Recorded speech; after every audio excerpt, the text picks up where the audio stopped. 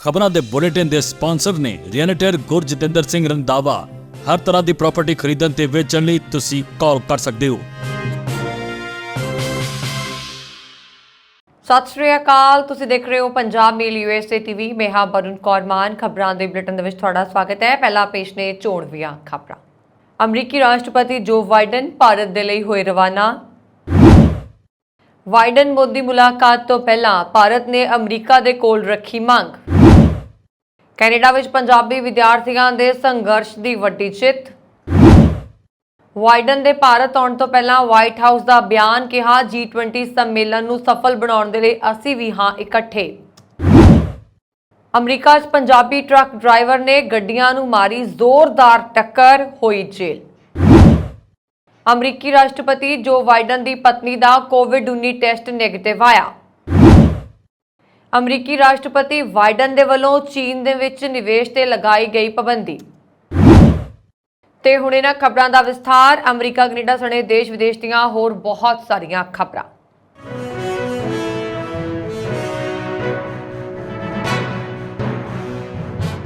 ਅਮਰੀਕੀ ਰਾਸ਼ਟਰਪਤੀ ਜੋ ਬਾਈਡਨ G20 ਸਿਖਰ ਸੰਮੇਲਨ 'ਚ ਹਿੱਸਾ ਲੈਣ ਦੇ ਲਈ ਭਾਰਤ ਦੇ ਲਈ ਰਵਾਨਾ ਹੋ ਚੁੱਕੇ ਨੇ। ਬਾਈਡਨ 9 ਅਤੇ 10 ਸਤੰਬਰ ਨੂੰ ਨਵੀਂ ਦਿੱਲੀ ਦੇ ਪ੍ਰਗਤੀ ਮੈਦਾਨ ਵਿਖੇ ਅਤ ਆਧੁਨਿਕ ਭਾਰਤ ਮੰਡਪ ਕਨਵੈਨਸ਼ਨ ਸੈਂਟਰ ਦੇ ਵਿੱਚ ਹੋਣ ਵਾਲੀ 18ਵੇਂ G20 ਸੰਮੇਲਨ 'ਚ ਸ਼ਾਮਲ ਹੋਣ ਦੇ ਲਈ 에ਅਰ ਫੋਰਸ 1 ਜੈਟ ਵਿੱਚ ਐਂਡਰਿਊ 에ਅਰ ਬੇਸ ਤੋਂ ਰਵਾਨਾ ਹੋਏ ਸਨ। ਸ਼ੁੱਕਰਵਾਰ ਤੋਂ ਸ਼ੁਰੂ ਹੋਇਆ ਬਾਈਡਨ ਦਾ 3 ਦਿਨਾਂ ਦਾ ਵਿਅਸਤ ਕਾਰਜਕ੍ਰਮ ਹੈ। ਅਮਰੀਕਾ ਤੋਂ ਰਵਾਨਾ ਹੋਣ ਤੋਂ ਬਾਅਦ ਉਹ ਸ਼ੁੱਕਰਵਾਰ ਨੂੰ ਥੋੜੇ ਸਮੇਂ ਲਈ ਜਰਮਨੀ ਦੇ ਰਾਮਸਟੀਨ ਪਹੁੰਚਣਗੇ ਅਤੇ ਥੋੜਾ ਸਮਾਂ ਠਹਿਰਨ ਤੋਂ ਬਾਅਦ ਉਸੇ ਦਿਨ ਨਵੀਂ ਦਿੱਲੀ ਪਹੁੰਚਣਗੇ। ਵਾਈਟ ਹਾਊਸ ਦੀ ਪ੍ਰੈਸ ਰਿਲੀਜ਼ ਦੇ ਮੁਤਾਬਕ ਅਮਰੀਕੀ ਰਾਸ਼ਟਰਪਤੀ ਬਾਈਡਨ ਪ੍ਰਧਾਨ ਮੰਤਰੀ ਨਰਿੰਦਰ ਮੋਦੀ ਦੇ ਨਾਲ ਦੁਬੱਲੀ ਬੈਠਕ 'ਚ ਹਿੱਸਾ ਲੈਣਗੇ। ਸ਼ਨੀਵਾਰ ਨੂੰ ਬਾਈਡਨ PM ਮੋਦੀ ਦੇ ਨਾਲ ਅਧਿਕਾਰਤ ਆਗਮਨ ਅਤੇ ਸਵਾਗਤ ਸਮਾਰੋਹ 'ਚ ਹਿੱਸਾ ਲੈਣਗੇ। ਇਸ ਤੋਂ ਬਾਅਦ ਅਮਰੀਕੀ ਰਾਸ਼ਟਰਪਤੀ G20 ਨੇਤਾਵਾਂ ਦੇ ਸੰਮੇਲਨ ਦੇ ਪਹਿਲੇ ਸੈਸ਼ਨ ਵਨ ਅਰਥ ਦਾ ਹਿੱਸਾ ਲੈਣਗੇ। ਬਾਅਦ ਵਿੱਚ ਉਹ G20 ਨੇਤਾਵਾਂ ਦੇ ਸੰਮੇਲਨ ਦੇ ਦੂਜੇ ਸੈਸ਼ਨ G20 ਦੇ ਇੱਕ ਪਰਿਵਾਰ ਵਿੱਚ ਹਿੱਸਾ ਲੈਣਗੇ। ਬਾਈਡਨ ਗਲੋਬਲ ਬੁਨਿਆਦੀ ਢਾਂਚੇ ਅਤੇ ਨਿਵੇਸ਼ ਪ੍ਰੋਗਰਾਮ ਦੇ ਲਈ ਸਾਂਝੇਦਾਰੀ ਵਿੱਚ ਹਿੱਸਾ ਲੈਣਗੇ। ਉਹਨਾਂ ਦੇ ਦਿਨ ਦੀ ਸਮਾਪਤੀ G20 ਨੇਤਾਵਾਂ ਨਾਲ ਰਾਤ ਦੇ ਖਾਣੇ ਅਤੇ ਸੱਭਿਆਚਾਰਕ ਪ੍ਰੋਗਰਾਮ ਦੇ ਨਾਲ ਹੋਏਗੀ। ਐਤਵਾਰ ਨੂੰ ਅਮਰੀਕੀ ਰਾਸ਼ਟਰਪਤੀ ਜੋ ਬਾਈਡਨ G20 ਦੇ ਹੋਰ ਨੇਤਾਵਾਂ ਦੇ ਨਾਲ ਰਾਜਘਾਟ ਦਾ ਦੌਰਾ ਕਰਨਗੇ। ਇਸ ਤੋਂ ਬਾਅਦ ਬਾਈਡਨ ਨਵੀਂ ਦਿੱਲੀ ਤੋਂ ਵੀਅਤਨਾਮ ਦੇ ਹਨੋਈ ਦੀ ਯਾਤਰਾ ਕਰਨਗੇ। ਉੱਥੇ ਉਹ ਵੀਅਤਨਾਮ ਦੀ ਕਮਿਊਨਿਸਟ ਪਾਰਟੀ ਦੇ ਜਨਰਲ ਸਕੱਤਰ ਨੁਗੁਏਨ ਫੂ ਟੌਂਗ ਦੁਆਰਾ ਆਯੋਜਿਤ ਇੱਕ ਸਵਾਗਤੀ ਸਮਾਰੋਹ ਵਿੱਚ ਸ਼ਾਮਲ ਹੋਣਗੇ। ਬਾਈਡਨ ਵੀਅਤਨਾਮ ਦੀ ਕਮਿਊਨਿਸਟ ਪਾਰਟੀ ਦੇ ਜਨਰਲ ਸਕੱਤਰ ਨੁਗੇ ਫੂ ਟੌਂਗ ਨਾਲ ਮੀਟਿੰਗ ਦੇ ਵਿੱਚ ਹਿੱਸਾ ਲੈਣਗੇ।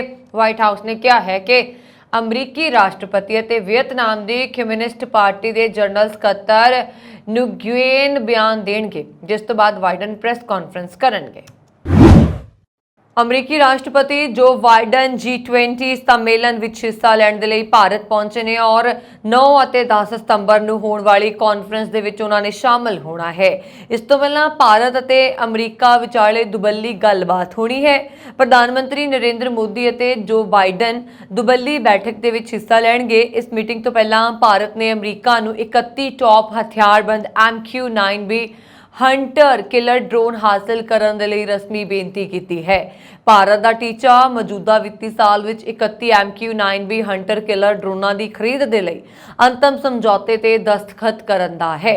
ਕੁਝ ਦਿਨ ਪਹਿਲਾਂ ਰੱਖਿਆ ਮੰਤਰਾਲਾ ਨੇ 31 hunter killer remotely pilot aircraft ਪ੍ਰਣਾਲੀਆਂ ਦੀ ਖਰੀਦ ਦੇ ਲਈ ਇੱਕ ਵਿਸਤ੍ਰਿਤ LOR ਸੂਤਰਾਂ ਨੇ TOI ਨੂੰ ਦੱਸਿਆ ਕਿ ਬਾਈਡਨ ਪ੍ਰਸ਼ਾਸਨ ਹੁਣ ਆਪਣੇ ਵਿਦੇਸ਼ੀ ਮਿਲਟਰੀ ਸੇਲਸ ਪ੍ਰੋਗਰਾਮ ਦੇ ਤਹਿਤ ਅਮਰੀਕੀ ਕਾਂਗਰਸ ਨੂੰ ਲਾਗਤ ਅਤੇ ਸੰਭਾਵਿਤ ਨੋਟੀਫਿਕੇਸ਼ਨ ਦੇ ਨਾਲ 1 ਜਾਂ 2 ਮਹੀਨਿਆਂ ਦੇ ਅੰਦਰ ਇੱਕ LOA ਯਾਨੀ ਕਿ ਪੇਸ਼ਕਸ਼ ਅਤੇ ਸਵੀਕ੍ਰਿਤੀ ਦੇ ਨਾਲ ਜਵਾਬ ਦੇਗਾ। ਭਾਰਤ ਸਰਕਾਰ ਨੇ 31 ਕਿਲਰ ਡਰੋਨ ਖਰੀਦਣ ਦਾ ਪ੍ਰਸਤਾਵ ਰੱਖਿਆ ਹੈ। ਇਹਨਾਂ ਵਿੱਚੋਂ 15 ਜਲ ਸੈਨਾ ਨੂੰ ਅਤੇ 8-8 ਫੌਜ ਅਤੇ ਭਾਰਤੀ ਹਵਾਈ ਸੈਨਾ ਨੂੰ ਦਿੱਤੇ ਜਾਣੇ ਨੇ। 15 ਜੂਨ ਨੂੰ ਰੱਖਿਆ ਮੰਤਰਾਲਾ ਦੀ ਮੁੱਢਲੀ ਮਨਜ਼ੂਰੀ ਨੇ ਇਸ ਸੌਦੇ ਦੇ ਲਈ ਲਗਭਗ $3.1 ਬਿਲੀਅਨ ਦੀ ਲਾਗਤ ਦਾ ਅਨੁਮਾਨ ਲਗਾਇਆ ਸੀ। ਇੱਕ ਸੂਤਰ ਨੇ ਕਿਹਾ ਕਿ ਸੁਰੱਖਿਆ ਬਾਰੇ ਕੈਬਨਿਟ ਕਮੇਟੀ ਦੀ ਮਨਜ਼ੂਰੀ ਤੋਂ ਬਾਅਦ ਮੌਜੂਦਾ ਵਿੱਤੀ ਸਾਲ ਦੇ ਅੰਦਰ ਹੀ ਇਸ ਡਰੋਨ ਦੇ ਲਈ ਅਸਲ ਸਮਝੌਤੇ ਤੇ ਦਸਤਖਤ ਕਰਨ ਤੇ ਜ਼ੋਰ ਦਿੱਤਾ ਜਾ ਰਿਹਾ ਹੈ। ਭਾਰਤੀ ਹਥਿਆਰਬੰਦ ਬਲ ਅਗਲੇ 6 ਤੋਂ 7 ਸਾਲਾਂ ਵਿੱਚ ਸਾਰੇ ਡਰੋਨਾਂ ਨੂੰ ਆਪਣੇ ਬੇੜੇ ਵਿੱਚ ਸ਼ਾਮਿਲ ਕਰਨ ਦਾ ਕੰਮ ਪੂਰਾ ਕਰਨ ਦੇ ਲਈ ਉਤਸੁਕ ਨੇ। ਇਹਨਾਂ ਡਰੋਨਾਂ ਨੂੰ ਜਨਰਲ ਆਟੋਮੈਟਿਕਸ ਵੱਲੋਂ ਭਾਰਤ ਵਿੱਚ ਅਸੈਂਬਲ ਕੀਤਾ ਜਾਏਗਾ। ਅਮਰੀਕਾ ਤੋਂ ਆਉਣ ਵਾਲਾ MQ-9 ਵੀ ਘਾਤਕ ਡਰੋਨ ਚੀਨ ਦੇ ਮੌਜੂਦਾ ਹਥਿਆਰਬੰਦ ਡਰੋਨਾਂ ਕਾਈਹੋਂਗ 4 ਅਤੇ ਵਿੰਗਲੂੰਗ 2 ਡਰੋਨਾਂ ਨਾਲੋਂ ਕਿਤੇ ਜ਼ਿਆਦਾ ਸਮਰੱਥ ਅਤੇ ਘਾਤਕ ਹੈ। ਚੀਨ ਇਸ ਦੀ ਸਪਲਾਈ ਪਾਕਿਸਤਾਨ ਨੂੰ ਕਰ ਰਿਹਾ ਹੈ। ਅਮਰੀਕੀ ਘਾਤਕ ਡਰੋਨ ਹਿੰਦ ਮਹਾਸਾਗਰ ਵਿੱਚ ਭਾਰਤ ਦੀ ਲੰਬੀ ਦੂਰੀ ਦੀ ਨਿਗਰਾਨੀ ਅਤੇ ਸ਼ੁੱਧਤਾ ਦੇ ਨਾਲ ਹਮਲਾ ਕਰਨ ਦੀ ਸਮਰੱਥਾ ਵਿੱਚ ਨਵੀਂ ਤਾਕਤ ਵਧਾਏਗਾ। ਕੈਨੇਡਾ ਵਿੱਚ ਪੰਜਾਬੀ ਵਿਦਿਆਰਥੀਆਂ ਦੇ ਸੰਘਰਸ਼ ਦੀ ਵੱਡੀ ਜਿੱਤ ਹੋਈ ਹੈ। ਨਾਰਥ ਬੇ ਸ਼ਹਿਰ ਵਿੱਚ ਧਰਨੇ ਤੇ ਬੈਠੇ ਇਹਨਾਂ ਵਿਦਿਆਰਥੀਆਂ ਨੇ ਇੱਕ ਦਿਨ ਇੱਕ ਰਾਤ ਵਿੱਚ ਹੀ ਪੱਕਾ ਮੋਰਚਾ ਜਿੱਤ ਲਿਆ। ਇਹਨਾਂ ਨੇ ਸਖਤ ਜ਼ਾਬਤੇ ਸਹੀ ਦਿਸ਼ਾ ਦੇ ਸਦਕ ਨਾਲ ਮੌਂਟਰੀਅਲ ਯੂਥ ਸਟੂਡੈਂਟ ਆਰਗੇਨਾਈਜੇਸ਼ਨ ਦੀ ਅਗਵਾਈ ਵਿੱਚ ਇਹ ਸਫਲਤਾ ਹਾਸਲ ਕੀਤੀ। ਕਾਲਜ ਪ੍ਰਬੰਧਕ ਇਹਨਾਂ ਵਿਦਿਆਰਥੀਆਂ ਦੀਆਂ ਮੰਗਾਂ ਮੰਨਣ ਦੇ ਲਈ ਮਜਬੂਰ ਹੋ ਗਏ ਤੇ ਹੁਣ ਇਹਨਾਂ ਨੂੰ ਸਸਤੇ ਭਾਅ ਤੇ ਰਿਹਾਇਸ਼ ਸਣੇ ਹੋਰ ਸਹੂਲਤਾਂ ਮੁਹੱਈਆ ਕਰਵਾਈਆਂ ਜਾਣਗੀਆਂ। ਬੇਗਾਨੀ ਧਰਤੀ ਤੇ ਪੰਜਾਬ ਦੇ ਜੰਮਿਆਂ ਨੇ 24 ਘੰਟਿਆਂ ਵਿੱਚ ਪੱਕਾ ਮੋਰਚਾ ਲਾ ਕੇ ਕਾਲਜ ਕੈਂਪਸ ਹਿਲਾ ਕੇ ਰੱਖ ਦਿੱਤਾ। ਨਾਰਥ ਬੇ ਸ਼ਹਿਰ ਦੇ ਕੈਨੇਡਾ ਕਾਲਜ ਦੇ ਵਿਦਿਆਰਥੀ ਪੱਕੀ ਅਤੇ ਸਸਤੀ ਰਿਹਾਇਸ਼ ਦੀ ਮੰਗ ਨੂੰ ਲੈ ਕੇ ਮੌਂਟਰੀਅਲ ਯੂਥ ਸਟੂਡੈਂਟਸ ਆਰਗੇਨਾਈਜੇਸ਼ਨ ਜਥੇਬੰਦੀ ਦੀ ਅਗਵਾਈ ਹੇਠ ਪੱਕੇ ਮੋਰਚੇ ਉੱਤੇ ਬੈਠੇ ਸੀ ਜੋ ਉਹਨਾਂ ਨੇ ਫਤਿਹ ਕਰ ਲਿਆ। ਕੈਨੇਡਾ ਕਾਲਜ ਨੇ ਆਪਣੀ ਰਿਹਾਇਸ਼ੀ ਸਮਰੱਥਾ ਤੋਂ ਵੱਧ ਕੇ ਅੰਤਰਰਾਸ਼ਟਰੀ ਵਿਦਿਆਰਥੀਆਂ ਨੂੰ ਦਾਖਲੇ ਦਿੱਤੇ ਹੋਏ ਸਨ। ਇੱਕ ਅੰਦਾਜ਼ੇ ਦੇ ਮੁਤਾਬਕ ਸਤੰਬਰ 2023 ਦੇ ਬੈਚ ਵਿੱਚ ਤਕਰੀਬਨ 3500 ਵਿਦਿਆਰਥੀਆਂ ਨੇ ਕੈਨੇਡਾ ਕਾਲਜ ਵਿੱਚ ਦਾਖਲਾ ਲਿਆ। ਨਾਰਥ ਬੇ ਕੈਨੇਡਾ ਦਾ ਇੱਕ ਘੱਟ ਵਸੋਂ ਵਾਲਾ ਸ਼ਹਿਰ ਹੈ ਜਿੱਥੇ ਆਮ ਤੌਰ ਤੇ ਰਿਹਾਇਸ਼ੀ ਮਕਾਨਾਂ ਦੀ ਪਹਿਲਾਂ ਹੀ ਕਮੀ ਹੈ। ਪਬਲਿਕ ਪ੍ਰਾਈਵੇਟ ਹਿੱਸੇਦਾਰੀ ਦੀ ਨੀਤੀ ਤੇ ਚੱਲਦਿਆਂ ਕਾਲਜ ਨੂੰ ਸਰਕਾਰ ਵੱਲੋਂ ਪੂਰੀ ਤਰ੍ਹਾਂ ਰੈਗੂਲੇਟ ਨਹੀਂ ਕੀਤਾ ਗਿਆ ਸੀ, ਜਿਸ ਕਰਕੇ ਵਿਦਿਆਰਥੀਆਂ ਨੂੰ ਕਾਲਜ ਦੇ ਰਹਿਮੋ ਕਰਮ ਤੇ ਹੀ ਛੱਡ ਦਿੱਤਾ ਗਿਆ। ਵਿਦਿਆਰਥੀਆਂ ਨੇ ਲਗਾਤਾਰ ਕਈ ਹਫ਼ਤਿਆਂ ਤੋਂ ਰਿਹਾਇਸ਼ ਦੀ ਮੰਗ ਕੀਤੀ ਸੀ ਪਰ ਕਾਲਜ ਨੇ ਸਾਜ਼ਿਸ਼ੀ ਚੁੱਪ ਧਾਰੀ ਹੋਈ ਸੀ। ਵਿਦਿਆਰਥੀਆਂ ਦੀਆਂ ਕਲਾਸਿਸ ਸ਼ੁਰੂ ਹੋ ਚੁੱਕੀਆਂ ਸੀ ਤੇ ਮਜਬੂਰਨ ਵਿਦਿਆਰਥੀਆਂ ਨੂੰ ਮੌਂਟਰੀਅਲ ਯੂਥ ਸਟੂਡੈਂਟ ਆਰਗੇਨਾਈਜੇਸ਼ਨ ਦੀ ਅਗਵਾਈ ਵਿੱਚ ਪੱਕਾ ਮੋਰਚਾ ਲਾਉਣਾ ਪਿਆ ਸੀ। ਭਾਰਤ 9 ਅਤੇ 10 ਸਤੰਬਰ ਨੂੰ ਦਿੱਲੀ ਵਿੱਚ G20 ਸਿਖਰ ਸੰਮੇਲਨ ਦੀ ਮੇਜ਼ਬਾਨੀ ਕਰ ਰਿਹਾ ਹੈ, ਜਿਸ ਲਈ ਸਾਰੀਆਂ ਤਿਆਰੀਆਂ ਲਗਭਗ ਮੁਕੰਮਲ ਹੋ ਚੁੱਕੀਆਂ ਨੇ। ਸੁਰੱਖਿਆ ਪ੍ਰਬੰਧਾਂ ਨੂੰ ਲੈ ਕੇ ਸਖਤ ਪ੍ਰਬੰਧ ਕੀਤੇ ਗਏ ਨੇ। ਭਾਰਤ G20 ਸੰਮੇਲਨ ਦੇ ਲਈ ਆਪਣੇ ਮਹਿਮਾਨਾਂ ਦਾ ਸਵਾਗਤ ਕਰਨ ਦੇ ਲਈ ਪੂਰੀ ਤਰ੍ਹਾਂ ਤਿਆਰ ਹੈ। ਇਸ ਦੇ ਨਾਲ ਹੀ ਵਾਈਟ ਹਾਊਸ ਨੇ ਰਾਸ਼ਟਰਪਤੀ ਜੋ ਬਾਈਡਨ ਦੇ ਗਲੋਬਲ ਸਿਖਰ ਸੰਮੇਲਨ ਅਤੇ ਪ੍ਰਧਾਨ ਮੰਤਰੀ ਨਰਿੰਦਰ ਮੋਦੀ ਨਾਲ ਦੁਬੱਲੀ ਬੈਠਕ ਵਿੱਚ ਸ਼ਾਮਲ ਹੋਣ ਦੇ ਲਈ ਨਵੀਂ ਦਿੱਲੀ ਰਵਾਨਾ ਹੋਣ ਤੋਂ ਪਹਿਲਾਂ ਕਿਹਾ ਕਿ ਅਮਰੀਕਾ ਇਹ ਯਕੀਨੀ ਬਣਾਉਣ ਦੇ ਲਈ ਵਚਨਬੱਧ ਹੈ ਕਿ ਭਾਰਤ G20 ਸੰਮੇਲਨ ਦੀ ਸਫਲ ਮੇਜ਼ਬਾਨੀ ਕਰੇ। ਤੁਹਾਨੂੰ ਦੱਸ ਦਈਏ ਕਿ ਭਾਰਤ 9 ਅਤੇ 10 ਸਤੰਬਰ ਨੂੰ ਨਵੀਂ ਦਿੱਲੀ ਵਿੱਚ ਸਾਲਾਨਾ G20 ਸੰਮੇਲਨ ਦੀ ਮੇਜ਼ਬਾਨੀ ਕਰ ਰਿਹਾ ਹੈ। 80 ਸਾਲਾ ਜੋ ਬਾਈਡਨ G20 ਨੇਤਾਵਾਂ ਦੇ ਸੰਮੇਲਨ ਦੇ ਵਿੱਚ ਸ਼ਾਮਲ ਹੋਣ ਦੇ ਲਈ ਨਵੀਂ ਦਿੱਲੀ ਪਹੁੰਚ ਰਹੇ ਨੇ। ਸ਼ੁੱਕਰਵਾਰ ਨੂੰ ਰਾਸ਼ਟਰਪਤੀ ਪ੍ਰਧਾਨ ਮੰਤਰੀ ਮੋਦੀ ਨਾਲ ਦੁਬੱਲੀ ਬੈਠਕ ਦੇ ਵਿੱਚੋਂ ਹਿੱਸਾ ਲੈ ਰਹੇ ਨੇ ਅਤੇ ਸ਼ਨੀਵਾਰ ਅਤੇ ਐਤਵਾਰ ਨੂੰ G20 ਸੰਮੇਲਨ ਦੇ ਅਧਿਕਾਰਤ ਸੈਸ਼ਨ ਦਾ ਹਿੱਸਾ ਹੋਣਗੇ। ਵਾਈਟ ਹਾਊਸ ਦੀ ਪ੍ਰੈਸ ਸਕੱਤਰ ਕੈਰਨ ਨੇ ਬੁੱਧਵਾਰ ਨੂੰ ਆਪਣੀ ਰੋਜ਼ਾਨਾ ਨਿਊਜ਼ ਕਾਨਫਰੰਸ ਦੇ ਵਿੱਚ ਪੱਤਰਕਾਰਾਂ ਨੂੰ ਦੱਸਿਆ ਸੀਗਾ ਕਿ ਅਸੀਂ ਪ੍ਰਧਾਨ ਮੰਤਰੀ ਨਰਿੰਦਰ ਮੋਦੀ ਦੀ ਇਸ ਸਾਲ G20 ਦੀ ਅਗਵਾਈ ਲਈ ਉਹਨਾਂ ਦੀ ਸ਼ਲਾਘਾ ਕਰਦੇ ਹਾਂ ਅਤੇ ਇਹ ਯਕੀਨੀ ਬਣਾਉਣ ਦੇ ਲਈ ਵਚਨਬੱਧ ਹਾਂ ਕਿ ਭਾਰਤ ਵਿਸ਼ਵ ਨੇਤਾ ਹੈ। ਇਸ ਲਈ G20 ਦੀ ਸਫਲ ਮੇਜ਼ਬਾਨੀ ਇਸ ਲਈ ਇਹ ਸਾਡੀ ਵਚਨਬੱਧਤਾ ਰਹੇਗੀ। ਅਮਰੀਕਾ ਦੀ ਐਰੀਜ਼ੋਨਾ ਸਟੇਟ ਦੇ ਪਾਰਕਰ ਸ਼ਹਿਰ ਵਿੱਚ ਭਿਆਨਕ ਐਕਸੀਡੈਂਟ ਕਰਨ ਕਰਕੇ ਪੰਜਾਬੀ ਟਰੱਕ ਡਰਾਈਵਰ ਨੂੰ ਸੈਕੰਡ ਡਿਗਰੀ ਮਰਡਰ ਚਾਰਜ ਲਗਾ ਕੇ ਜੇਲ੍ਹ ਭੇਜ ਦਿੱਤਾ ਗਿਆ ਹੈ। ਜਾਣਕਾਰੀ ਦੇ ਮੁਤਾਬਕ ਮੈਨੀਟਿਕਾ ਨਿਵਾਸੀ ਪੰਜਾਬੀ ਟਰੱਕ ਡਰਾਈਵਰ ਜਸਕਰਨ ਸਿੰਘ ਜੋ ਕਿ ਪਾਰਕਰ ਸ਼ਹਿਰ ਵਿੱਚ ਬੜੀ ਤੇਜ਼ ਰਫ਼ਤਾਰ ਨਾਲ ਟਰੱਕ ਚਲਾ ਰਿਹਾ ਸੀ ਨੇ ਲਾਲ ਬੱਤੀ ਤੇ ਖੜੀਆਂ ਗੱਡੀਆਂ ਵਿੱਚ ਟਰੱਕ ਮਾਰ ਦਿੱਤਾ।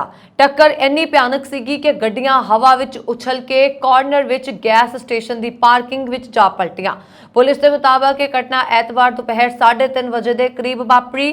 ਪੁਲਿਸ ਦਾ ਕਹਿਣਾ ਹੈ ਕਿ ਉਹਨਾਂ ਨੂੰ ਕਾਲ ਆਈ ਕਿ ਕੈਲੀਫੋਰਨੀਆ ਐਵਨਿਊ ਤੇ 4 ਕਾਰਾਂ ਅਤੇ ਇੱਕ ਸੈਮੀ ਟਰੱਕ ਦੀ ਭਿਆਨਕ ਟੱਕਰ ਹੋ ਗਈ ਹੈ। ਉਹਨਾਂ ਦੀ ਸ਼ੁਰੂਆਤੀ ਜਾਂਚ ਵਿੱਚ ਪਾਇਆ ਗਿਆ ਕਿ ਸੈਮੀ ਟਰੱਕ ਦਾ ਡਰਾਈਵਰ ਉੱਤਰ ਵੱਲ ਜਾ ਰਿਹਾ ਸੀ। ਜਦੋਂ ਉਹ ਲਾਲ ਬੱਤੀ ਤੇ ਰੁਕੇ ਤਾਂ 3 ਵਾਹਨਾਂ ਨਾਲ ਟਕਰਾ ਗਿਆ। ਹਾਦਸੇ ਤੋਂ ਬਾਅਦ ਸਾਰੇ ਵਾਹਨ ਚੁਰਾਹੇ ਤੋਂ ਹੋ ਕੇ ਗੈਸ ਸਟੇਸ਼ਨ ਦੀ ਪਾਰਕਿੰਗ ਵਿੱਚ ਚਲੇ ਗਏ। ਟਰੱਕ ਅਤੇ ਇੱਕ ਹੋਰ ਕਾਰ ਇਮਾਰਤ ਨਾਲ ਟਕਰਾ ਗਈ ਅਤੇ ਇਸ ਵਿੱਚ ਅੱਗ ਲੱਗ ਗਈ, ਜਦੋਂ ਕਿ ਤੀਜਾ ਵਾਹਨ ਇੱਕ ਪੱਥਰ ਨਾਲ ਟਕਰਾ ਕੇ ਪਲਟ ਗਿਆ ਅਤੇ ਚੌਥਾ ਵਾਹਨ ਇੱਕ ਹੋਰ ਵਾਹਨ ਨਾਲ ਟਕਰਾ ਗਿਆ। इस हादसे ਦੇ ਵਿੱਚ ਇੱਕ ਵਿਅਕਤੀ ਦੀ ਮੌਤ ਹੋ ਗਈ ਅਤੇ ਕਈ ਗੰਭੀਰ ਰੂਪ ਵਿੱਚ ਜ਼ਖਮੀ ਹੋ ਗਏ। ਪੁਲਿਸ ਦਾ ਕਹਿਣਾ ਹੈ ਕਿ ਕਮਰਸ਼ੀਅਲ ਵਾਹਨ ਦਾ ਡਰਾਈਵਰ ਜਸਕਰਨ ਸਿੰਘ ਵਾਸੀ ਮੈਨੀਠੀਕਾ ਹਾਦਸੇ ਵਾਲੀ ਥਾਂ ਤੋਂ ਫਰਾਰ ਹੋ ਗਿਆ ਅਤੇ ਬਾਅਦ ਵਿੱਚ ਉਸ ਨੂੰ ਹਾਦਸੇ ਵਾਲੀ ਥਾਂ ਦੇ ਨੇੜਿਓਂ ਹਿਰਾਸਤ ਵਿੱਚ ਲੈ ਲਿਆ ਗਿਆ। ਪਹਿਲਾਂ ਉਸ ਨੂੰ ਹਸਪਤਾਲ ਦਾਖਲ ਕਰਵਾਇਆ ਗਿਆ, ਬਾਅਦ ਵਿੱਚ ਉਸਦੇ ਇਰਾਦਾ ਕਤਲ ਦਾ ਮੁਕੱਦਮਾ 8 ਹੋਰ ਕੇਸ ਪਾ ਕੇ ਲਾ ਪਾਸ ਕਾਉਂਟੀ ਜੇਲ੍ਹ ਵਿੱਚ ਬੰਦ ਕਰ ਦਿੱਤਾ ਗਿਆ।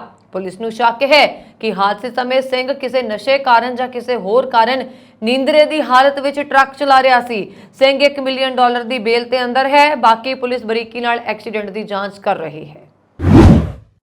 ਅਮਰੀਕਾ ਦੀ ਪਹਿਲੀ ਮਹਿਲਾ ਅਤੇ ਅਮਰੀਕੀ ਰਾਸ਼ਟਰਪਤੀ ਜੋ ਬਾਈਡਨ ਦੀ ਪਤਨੀ ਜਿਲ ਬਾਈਡਨ ਦਾ ਕੋਵਿਡ-19 ਟੈਸਟ ਨੈਗੇਟਿਵ ਆਇਆ ਹੈ। ਜਿਲ ਬਾਈਡਨ ਦੇ ਦਫ਼ਤਰ ਨੇ ਬੀਤੇ ਵੀਰਵਾਰ ਨੂੰ ਪੁਸ਼ਟੀ ਕੀਤੀ ਕਿ ਉਹ ਕੋਵਿਡ ਨਕਾਰਾਤਮਕ ਹੈ। ਜਿਲ ਬਾਈਡਨ ਦਾ ਕੋਵਿਡ ਟੈਸਟ 3 ਦਿਨ ਪਹਿਲਾਂ ਪੋਜ਼ਿਟਿਵ ਆਇਆ ਸੀ। ਜਾਣਕਾਰੀ ਦਿੰਦਿਆਂ ਵਾਈਟ ਹਾਊਸ ਦੇ ਇੱਕ ਅਧਿਕਾਰੀ ਨੇ ਬੀਤੇ ਵੀਰਵਾਰ ਨੂੰ ਦੱਸਿਆ ਕਿ ਜਿਲ ਬਾਈਡਨ ਨੇ ਕੋਵਿਡ ਟੈਸਟ ਕਰਵਾਇਆ ਜੋ ਹੁਣ ਨੈਗੇਟਿਵ ਆਇਆ ਹੈ। 4 ਸਤੰਬਰ ਨੂੰ ਜਿਲ ਬਾਈਡਨ ਦੀ ਸੰਚਾਰ ਨਿਰਦੇਸ਼ਕ ਐਲਿਜ਼ਾਬੈਥ ਅਲੈਗਜ਼ੈਂਡਰ ਨੇ ਦੱਸਿਆ ਸੀਗਾ ਕਿ ਪਹਿਲੀ ਮਹਿਲਾ ਦਾ ਹਲਕੇ ਲੱਛਣਾਂ ਕਾਰਨ ਕੋਵਿਡ ਟੈਸਟ ਕਰਵਾਇਆ ਗਿਆ ਸੀ। ਰਿਪੋਰਟ ਦੇ ਅਨੁਸਾਰ ਉਹ ਸਕਾਰਾਤਮਕ ਪਾਈ ਗਈ ਸੀ। ਇਸ ਸਮੇਂ ਦੌਰਾਨ ਉਹ ਰੇਹੋਬੋਥ ਬੀਚ ਸਥਿਤ ਡੈਲਾਵੇਅਰ ਦੇ ਆਪਣੇ ਘਰ ਵਿੱਚ ਰਹਿਣਗੇ। ਮੀਡੀਆ ਰਿਪੋਰਟਾਂ ਦੇ ਮੁਤਾਬਕ ਜੋ ਬਾਈਡਨ ਦਾ 3 ਦਿਨਾਂ ਦਾ ਵਿਅਸਤ ਸ਼ੈਡਿਊਲ ਹੈ। ਅਮਰੀਕਾ ਤੋਂ ਰਵਾਨਾ ਹੋਣ ਤੋਂ ਬਾਅਦ ਉਹ ਸ਼ੁੱਕਰਵਾਰ ਨੂੰ ਜਰਮਨੀ ਦੇ ਰਾਮਸਟੇਨ ਕੁਝ ਸਮੇਂ ਲਈ ਰੁਕਣਗੇ। ਇਸ ਤੋਂ ਬਾਅਦ ਉਹ ਨਵੀਂ ਦਿੱਲੀ ਲਈ ਰਵਾਨਾ ਹੋਣਗੇ। ਅਮਰੀਕੀ ਰਾਸ਼ਟਰਪਤੀ ਜੋ ਬਾਈਡਨ ਦਾ ਭਾਰਤ ਦੌਰਾ G20 ਸੰਮੇਲਨ ਲਈ ਅਹਿਮ ਸਾਬਤ ਹੋਏਗਾ। ਇਸ ਯਾਤਰਾ ਤੋਂ ਪਹਿਲਾਂ ਰਾਸ਼ਟਰਪਤੀ ਜੋ ਬਾਈਡਨ ਨੇ ਅਮਰੀਕੀ ਕੰਪਨੀਆਂ ਨੂੰ ਚੀਨ ਦੇ ਵਿੱਚ ਆਰਟੀਫੀਸ਼ੀਅਲ ਇੰਟੈਲੀਜੈਂਸ, ਸੈਮੀਕੰਡਕਟਰ ਅਤੇ ਕੁਆਂਟਮ ਕੰਪਿਊਟਿੰਗ ਵਿੱਚ ਨਿਵੇਸ਼ ਕਰਨ ਤੇ ਪਾਬੰਦੀ ਲਗਾ ਦਿੱਤੀ ਹੈ। ਪ੍ਰਧਾਨ ਮੰਤਰੀ ਨਰਿੰਦਰ ਮੋਦੀ ਨਾਲ ਮੁਲਾਕਾਤ ਤੋਂ ਪਹਿਲਾਂ ਬਾਈਡਨ ਦੇ ਇਸ ਫੈਸਲੇ ਦਾ ਭਾਰਤ ਨੂੰ ਸਿੱਧਾ ਫਾਇਦਾ ਹੋਏਗਾ। ਸੂਤਰਾਂ ਦੇ ਮੁਤਾਬਕ ਇਸ ਫੈਸਲੇ ਤੋਂ ਬਾਅਦ ਭਾਰਤ ਵਿੱਚ ਸ਼ੁਰੂ ਤੋਂ ਹੀ ਲਗਭਗ 1200 ਕਰੋੜ ਰੁਪਏ ਦੇ ਨਿਵੇਸ਼ ਦਾ ਰਾਹ ਪੱਧਰਾ ਕੀਤਾ ਗਿਆ ਹੈ। ਹੁਣ Bharat global semiconductor supply chain ਦੇ ਨਵੇਂ ਹੱਬ ਵਜੋਂ ਉੱਭਰ ਸਕਦਾ ਹੈ। ਹਾਲ ਹੀ ਵਿੱਚ ਪ੍ਰਧਾਨ ਮੰਤਰੀ ਮੋਦੀ ਨੇ ਆਪਣੀ ਅਮਰੀਕਾ ਫੇਰੀ ਦੌਰਾਨ ਸੈਮੀਕੰਡਕਟਰ ਅਤੇ GE ਜੈਟ ਇੰਜਣ ਤੇ ਸਮਝੌਤਾ ਕੀਤਾ ਸੀ।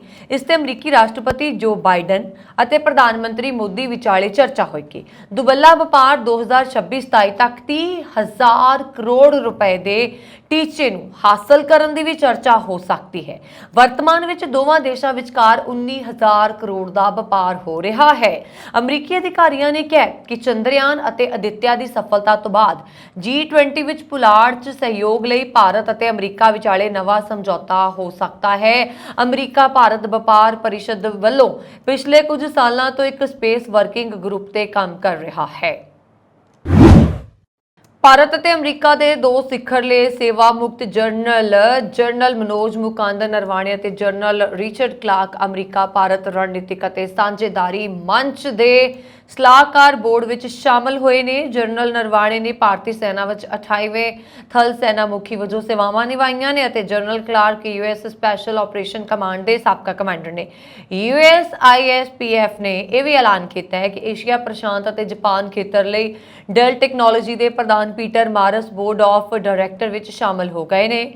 ਨਰਵਾਣੇ ਨੇ ਕਿਹਾ ਕਿ USISPF ਦੇ ਬੋਰਡ ਵਿੱਚ ਸੱਦਾ ਮਿਲਣ ਮਾਣ ਅਤੇ ਸਨਮਾਨ ਵਾਲੀ ਗੱਲ ਹੈ। ਇੱਕ ਅਜਿਹਾ ਮੰਚ ਹੈ ਜਿਸ ਨੇ ਅਮਰੀਕਾ ਭਾਰਤ ਸੰਬੰਧਾਂ ਨੂੰ ਅੱਗੇ ਵਧਾਇਆ ਹੈ। ਉਹਨਾਂ ਨੇ ਕਿਹਾ ਇਸ ਸਾਂਝੇਦਾਰੀ ਨੂੰ ਅੱਗੇ ਵਧਾਉਣ ਦੀਆਂ ਬਹੁਤ ਸੰਭਾਵਨਾਵਾਂ ਨੇ ਅਤੇ ਮੈਂ ਇਸ ਕੋਸ਼ਿਸ਼ ਦਾ ਹਿੱਸਾ ਬਣਨ ਦੇ ਲਈ ਉਤਸੁਕ ਹਾਂ।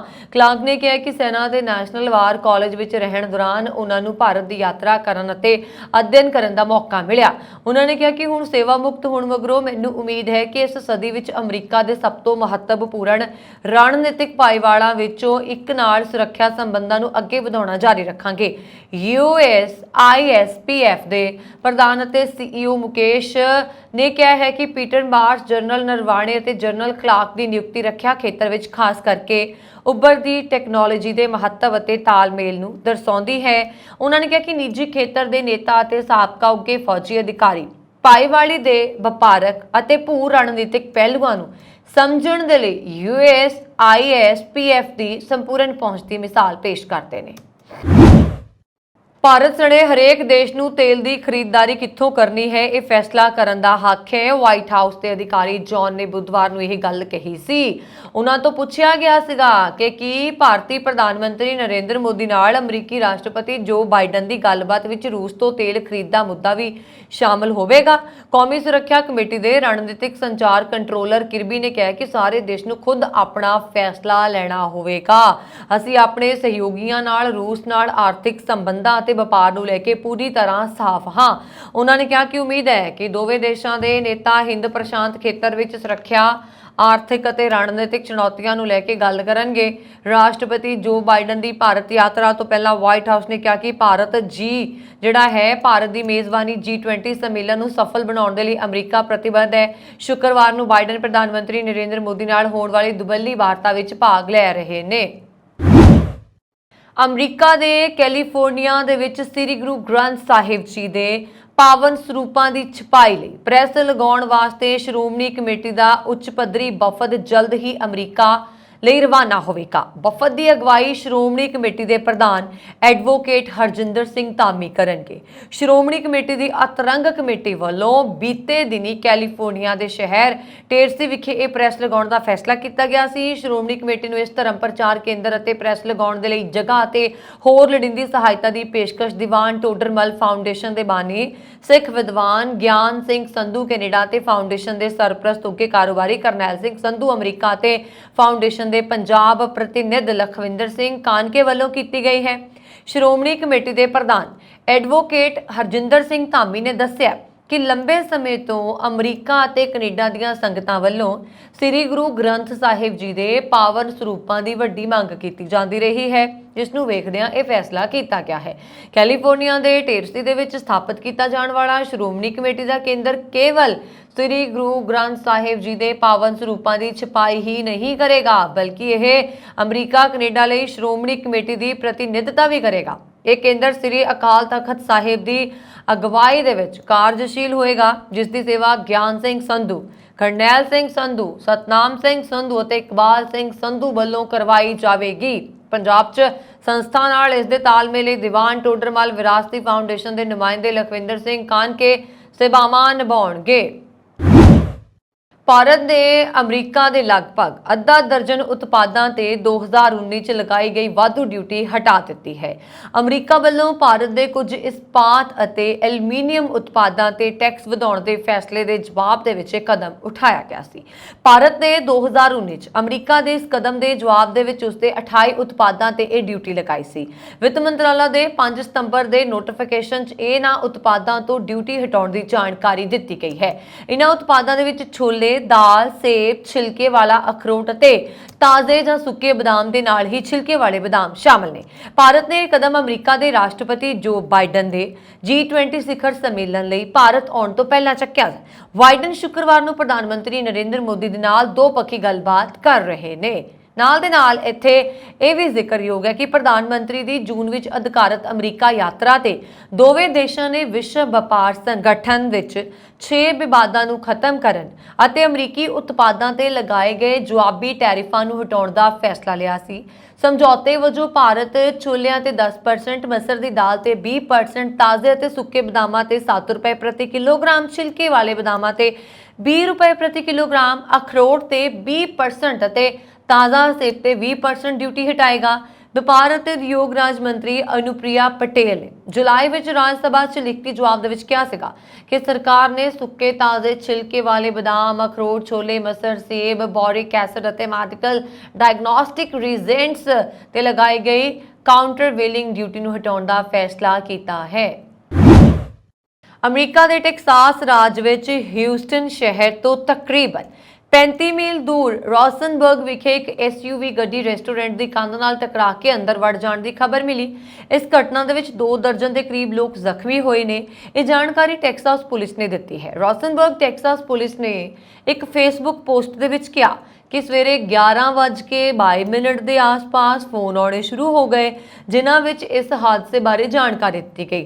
ਰੋਸ਼ਨਬਰਗ ਪੁਲਿਸ ਵਿਭਾਗ ਦੇ ਅਨੁਸਾਰ ਡੇਨੀਜ਼ਾ ਰੈਸਟੋਰੈਂਟ ਵਿਖੇ ਵਾਪਰੇ ਇਸ ਹਾਦਸੇ ਦੇ ਵਿੱਚ ਰੈਸਟੋਰੈਂਟ 'ਚ ਮੌਜੂਦ 23 ਲੋਕ ਜ਼ਖਮੀ ਹੋਏ ਨੇ ਜਿਨ੍ਹਾਂ ਨੂੰ ਸਥਾਨਕ ਹਸਪਤਾਲ ਲਿਜਾਇਆ ਗਿਆ ਸੀ। ਪੁਲਿਸ ਦੇ ਅਨੁਸਾਰ ਹਸਪਤਾਲ ਲਿਜਾਣ ਸਮੇਂ ਸਾਰੇ ਪੀੜਤ ਹੋਸ਼ ਵਿੱਚ ਸੀ। ਜ਼ਖਮੀਆਂ ਵਿੱਚੋਂ ਕਈਆਂ ਦੇ ਮਾਮੂਲੀ ਤੇ ਕੁਝ ਹੋਰਨਾਂ ਦੇ ਗੰਭੀਰ ਸੱਟਾਂ ਵੱਜੀਆਂ ਨੇ। ਜ਼ਖਮੀਆਂ ਦੇ ਵਿੱਚ 12 ਤੋਂ ਲੈ ਕੇ 60 ਸਾਲ ਤੱਕ ਦੇ ਲੋਕ ਸ਼ਾਮਲ ਨੇ। SUV ਦਾ ਡਰਾਈਵਰ ਬਾਲ-ਬਾਲ ਬਚ ਗਿਆ ਹੈ ਤੇ ਉਹ ਜ਼ਖਮੀ ਨਹੀਂ ਹੋਇਆ। ਪੁਲਿਸ ਨੇ ਰੈਸਟੋਰੈਂਟ ਦੀ ਨਾਕਾਬੰਦੀ ਕਰਕੇ ਮਾਮਲੇ ਦੀ ਜਾਂਚ ਸ਼ੁਰੂ ਕਰ ਦਿੱਤੀ ਹੈ। ਰੈਸਟੋਰੈਂਟ ਦੇ ਮਾਲਕ ਜਾਂ ਕਿਸੇ ਹੋਰ ਅਧਿਕਾਰੀ ਨੇ ਹਾਦਸੇ ਬਾਰੇ ਕੁਝ ਵੀ ਕਹਿਣ ਤੋਂ ਮਨਾ ਕਰ ਦਿੱਤਾ ਹੈ।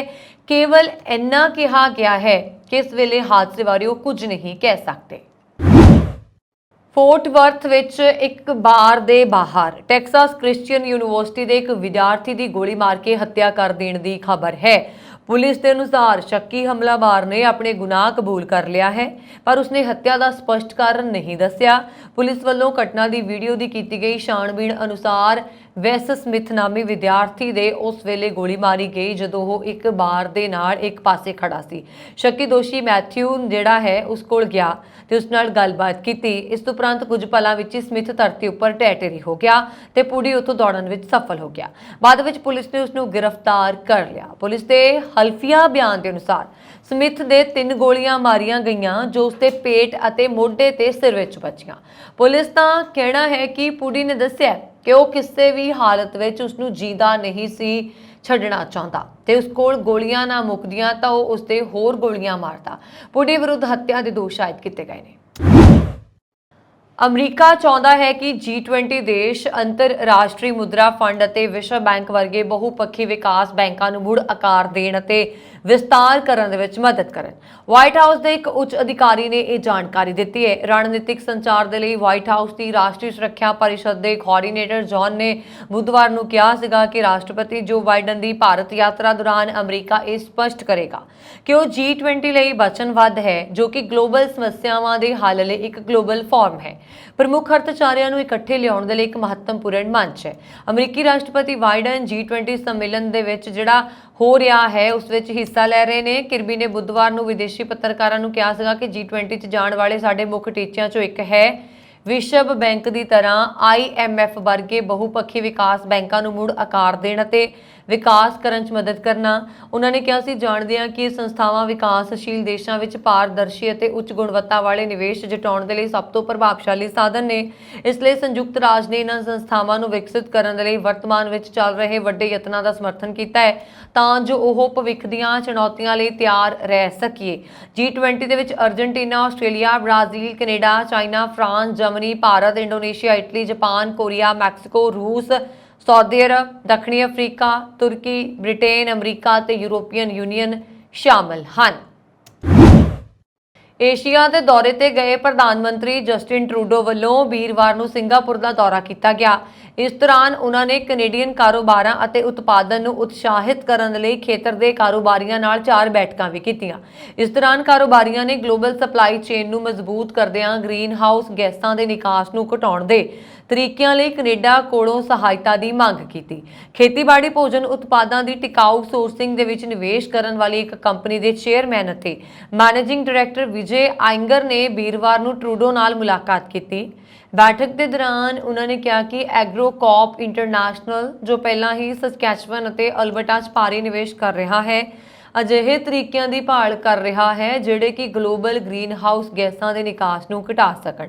ਭਵਿੱਖ ਨਿਵੇਸ਼ ਬਾਰੇ ਗੱਲ ਕਰਦਿਆਂ ਆਈਗ੍ਰਿਨ ਨੇ ਕਿਹਾ ਹੈ ਕਿ ਨਿਵੇਸ਼ ਲਈ ਕੈਨੇਡਾ ਸਾਡੇ ਲਈ ਸਭ ਤੋਂ ਵਧੀਆ ਸਥਾਨ ਹੈ। ਕਾਰੋਬਾਰੀਆਂ ਨਾਲ ਬੈਠਕ ਦੇ ਦੌਰਾਨ ਕੈਨੇਡਾ ਦੇ ਪ੍ਰਧਾਨ ਮੰਤਰੀ ਨੇ ਕੈਨੇਡਾ ਨੂੰ ਸਥਿਰਤਾ, ਵਿਕਾਸ ਅਤੇ ਵਿਭਿੰਨਤਾ ਦੇ ਸਥਾਨ ਵਜੋਂ ਪੇਸ਼ ਕੀਤਾ ਜਿਹੜਾ ਕਿ ਸਿੰਗਾਪੁਰ ਨੂੰ ਭਰੋਸੇਯੋਗਤਾ ਤੇ ਨੌਕਰੀਆਂ 'ਚ ਵਾਧਾ ਪ੍ਰਦਾਨ ਕਰੇਗਾ। ਸ਼ੁੱਕਰਵਾਰ ਨੂੰ ਉਹਨਾਂ ਵੱਲੋਂ ਸਿੰਗਾਪੁਰ ਦੇ ਪ੍ਰਧਾਨ ਮੰਤਰੀ ਲੀ ਹਸੀਨ ਨਾਲ ਮੁਲਾਕਾਤ ਕਰਨ ਦੀ ਉਮੀਦ ਹੈ। ਦੱਸਣਯੋਗ ਹੈ ਕਿ ਵਪਾਰ ਦੇ ਨਾਲ-ਨਾਲ ਕੈਨੇਡੀਅਨ ਊਰਜਾ ਅਤੇ ਉਤਪਾਦਾਂ ਨੂੰ ਉਤਸ਼ਾਹਿਤ ਕਰਨ ਦੇ ਲਈ ਪ੍ਰਧਾਨ ਮੰਤਰੀ ਜਸਟਿਨ ਟਰੂਡੋ ਇਸ ਹਫ਼ਤੇ ਇੰਡੋ ਪੈਸੀਫਿਕ ਨੇਤਾਵਾਂ ਨਾਲ ਮੁਲਾਕਾਤ ਕਰਨ ਅਤੇ 2 ਸਿਖਰ ਸੰਮੇਲਨਾਂ 'ਚ ਸ਼ਾਮਲ ਹੋਣ ਦੇ ਲਈ ਏਸ਼ੀਆ 'ਚ ਨੇ। ਪ੍ਰਧਾਨ ਮੰਤਰੀ ਦਾ ਸਿੰਗਾਪੁਰ ਦੌਰਾ ਇੰਡੋਨੇਸ਼ੀਆ 'ਚ ਰੁਕਣ ਤੋਂ ਬਾਅਦ ਆਇਆ ਹੈ ਜਿੱਥੇ ਕੈਨੇਡਾ ਦੇ ਦੱਖਣ ਪੂਰਬੀ ਏਸ਼ੀਆਈ ਰਾਸ਼ਟਰਾਂ ਦੀ ਐਸੋਸੀਏਸ਼ਨ ਦੇ ਨਾਲ ਇੱਕ ਰਣਨੀਤਿਕ ਭਾਈਵਾਲੀ ਸ਼ੁਰੂ ਕੀਤੀ ਹੈ।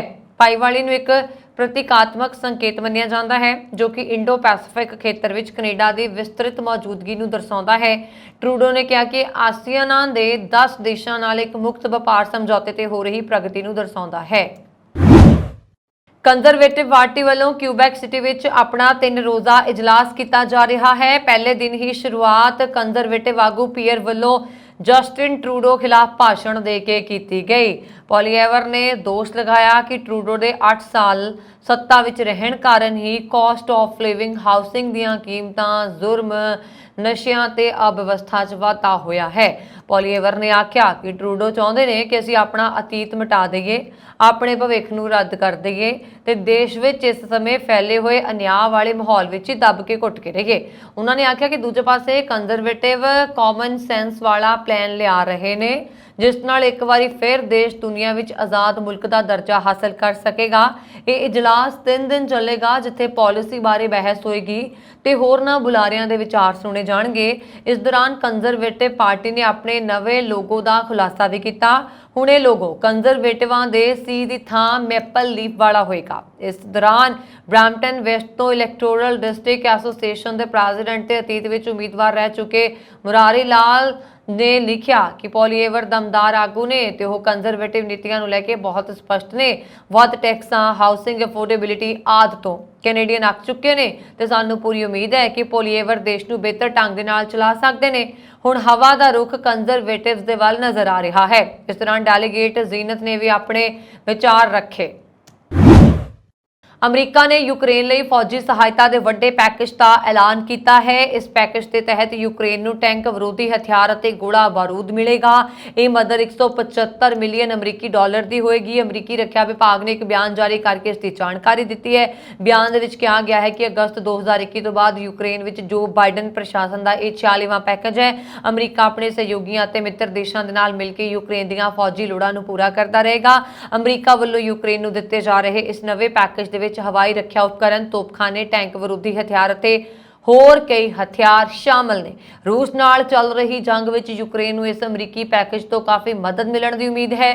ਤੁਹਾਨੂੰ ਦੱਸ ਦਈਏ ਕਿ ਯੂਕਰੇਨ ਤੇ ਰੂਸ ਦੇ ਹਮਲੇ ਤੋਂ ਬਾਅਦ ਅਮਰੀਕਾ ਲਗਾਤਾਰ ਯੂਕਰੇਨ ਦਾ ਸਮਰਥਨ ਕਰ ਰਿਹਾ ਹੈ। ਇਸ ਦੌਰਾਨ ਅਮਰੀਕਾ ਨੇ ਯੂਕਰੇਨ ਨੂੰ ਆਰਥਿਕ ਮਦਦ ਦੇ ਨਾਲ-ਨਾਲ ਫੌਜੀ ਮਦਦ ਵੀ ਦਿੱਤੀ ਹੈ। ਹਾਲ ਹੀ ਵਿੱਚ ਰੂਸ ਨੇ ਯੂਕਰੇਨ ਦੀਆਂ ਬੰਦਰਗਾਹਾਂ ਤੇ ਡਰੋਨ ਹਮਲੇ ਕੀਤੇ ਸੀ ਜਿਸ ਨਾਲ ਯੂਕਰੇਨ ਦੀਆਂ ਬੰਦਰਗਾਹਾਂ ਨੂੰ ਭਾਰੀ ਨੁਕਸਾਨ ਹੋਇਆ ਸੀ। ਇਹ ਸਨ ਹੁਣ ਤੱਕ ਦੀਆਂ ਖਬਰਾਂ। ਮੈਨੂੰ ਵਰੁਣ ਕੌਰ ਮਾਨੂ ਦੀ ਆਗਿਆ। ਹੋਰ ਖਬਰਾਂ ਦੇ ਲਈ ਸਾਡਾ YouTube ਚੈਨਲ ਪੰਜਾਬ ਮੇਲ USA TV ਜ਼ਰੂਰ ਸਬਸਕ੍ਰਾਈਬ ਕਰੋ ਜੀ। ਸ਼ੁਕਰੀਆ। ਸਤਿ ਸ਼੍ਰੀ ਅਕਾਲ।